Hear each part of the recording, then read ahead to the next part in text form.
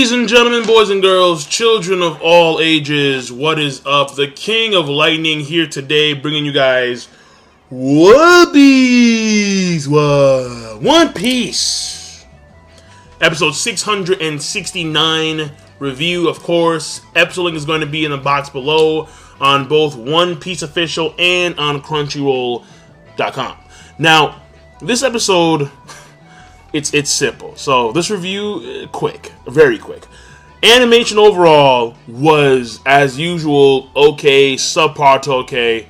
Though, the Pika stuff ain't bad. Pika ain't no bitch. Alright, Pika ain't no bitch. Based on powers alone, he ain't no bitch. Oh, he's so far from. But, in fact, honestly, he's probably the strongest executive that Flamingo has. But I'll get to that real soon. And then everything else, animation was as usual, like you had the Frankie rocket launcher. Okay, honestly, let me be real with you. For some reason, I feel as if the animation back in the heyday of One Piece, like Enies Lobby, Shonen Archipelago, let's say, I mean, even freaking, honestly, like this may seem like crazy, but even during Thriller Bark, the animation, I feel, is better then than it is now, on average. Mind you, there are some scenes nowadays where the animation just spikes. You're like, holy shit. Like, whoa, Fujitora, Meteor, like, holy shit, jaw-dropping. But on average, I'm like, yo, again, all I gotta do is point back to the previous episode where you had Diamante doing, like, the weirdest shit, and I'm like, what the fuck is that? Like, no. So the animation, on average, was subpar okay, but the Pika was pretty good. Pacing, as usual, slow. When it comes to characterization, none for really anybody, aside from just seeing what Pika's powers are. And that's really it. That's actually really it, yeah, to be quite honest. And finally, what happened in the actual story. Number one, before I get to the Pika stuff, I'll go after that. Number one, the Frankie stuff. Frankie and... It's basically Frankie versus the Marines and the Quixote family. And just Senor Pink, just mad hype. I love this dude, but there's always like a 2-minute, 3-minute spiel, just Senor Pink, just broad, step out of the way.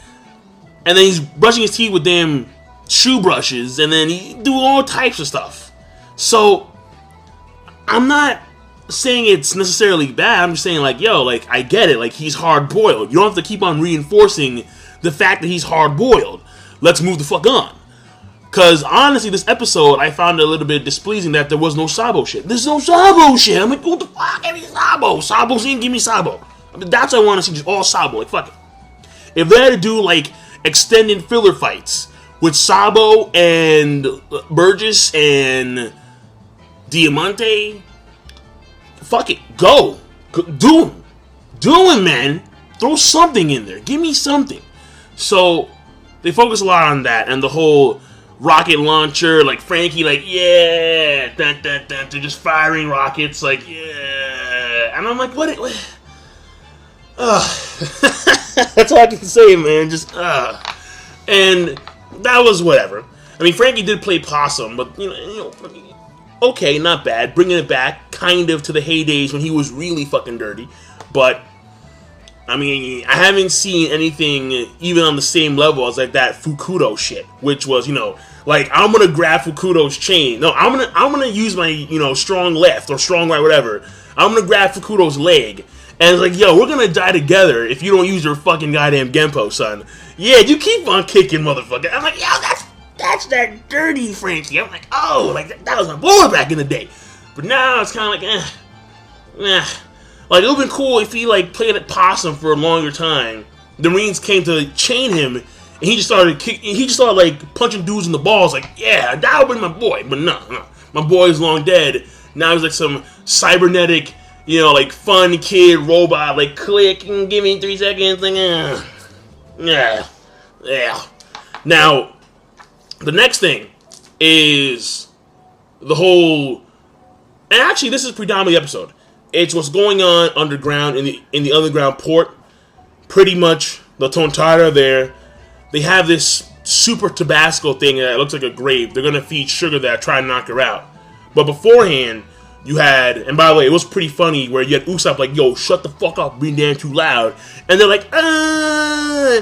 He's like, you're being too loud. So that was funny. But beforehand, you had the whole Cavendish and how he was just thrown in there. And then immediately after he was thrown to the scrap heap, because all of the scrap heaps that you see within Dressrosa, they all lead to that same area through tunnels. And then pretty much it's, alright, so now we're going to transform him into a toy. And then once you have Sugar turn him into a toy, just touch the guy. He transforms into a toy, and she gives him a contract, which he has to abide by, and then he carries out his duty. And at the same time, they completely forget about Cavendish. So it's reinforcing the fear factor, the threat level of her powers. The Habi Habi no Mi is a very unique devil fruit of the Paramesa category, obviously. Because not only because it's hinted, or it was stated, that she is much older than what she appears. So she has some kind of like weird immortality thing going on. Or not immortality, but like she can maintain her youth, I suppose. That's number one. Number two is that she has the ability to turn people into toys by touching them. And number three, their existence is erased from history completely. They completely forget about the existence of these individuals. Not just on Dressrosa, but across the world. Which is a horrifying power. So if that power could be, let's say, utilized by someone who's actually more combat versed, super hexed. Super hexed. Whoa. So, just want to, point out. I just want to point that out. And then the fact that you see people like Elisabello, Sai, folks who were also turned to toys, and they're just carrying they're pretty much just carrying cargo. Because they have contracts, pretty much, and then that's it. So, the last part I want to get to, Pika. Pika ain't no bitch. He is a stone assimilation human. He hates the stone no me. And, in essence, he can control and manipulate the entire palace area, which is huge, mind you. Because it's all made out of stone. So, think about it for a second. What does an island comprise of? What does a country comprise of mostly? Rock, stone. See, now you get it. Yeah! Pika ain't no bitch. Probably the strongest individual among the executives. I'm not joking. He's horrifyingly powerful. So, Pika, gotta keep an eye on him. Diamante with his flutter, not bad. Trebo with his sticky, not bad.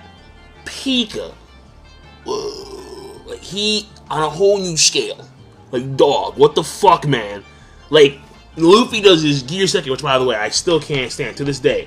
I understand that Oda kind of forgave them for that, where they fucked up the Gear Second. I don't care, because that shit still pisses me off to high hell, but whatever. Does his Gear Second Gatling.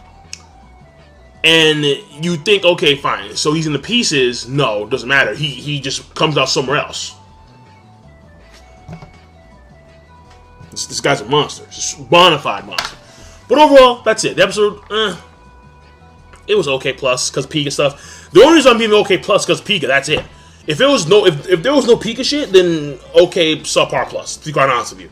So overall episode ratings will be okay plus, and I will see you guys later. King Lightning, rate the video, comment, subscribe. Peace. Have a nice damn day.